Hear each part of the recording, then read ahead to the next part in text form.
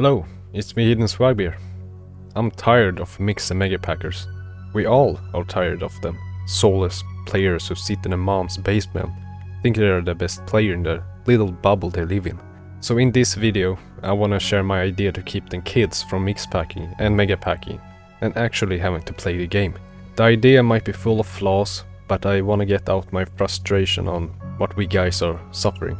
Sure, we can play in unofficials when an update drops, but there aren't infinitely many official servers. So this idea is purely imagination and a dream, so to say. So don't take it seriously. I want a system where the different species are bound to certain active areas of the map and the amounts of that species. It's where their main food source are and water, etc. But you aren't bound to a certain area of the map permanently. The area cycles every 3 hours.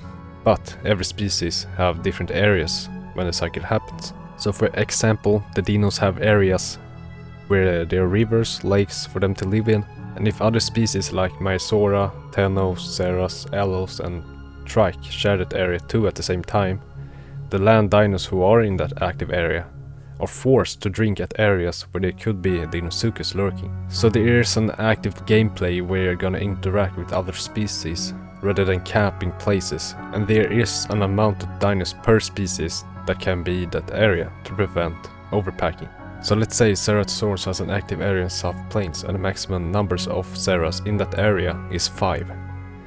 Other Ceratosauruses have to move to another area that's active for them, like Highlands for example. So the species is divided into groups in different areas. But what's preventing them from grouping up? They could just go together, right? And ignore the areas. No, what I have come up with is that the dinos take damage if they decide to stay in an inactive area. So the longer they stay, the more damage they take. To make more sense lore-wise, it could maybe mean that the dinos have a ship inside of them that's doing damage to them. I don't know, but something like that. I'll give you another example to make it easier to understand. Let's take Rex, Dego, Omni, Dillo, Diablo, Ceratops that have an area together in this purple area on the current horde testing map changes we have right now. So there can only be an X amount of dinos per species.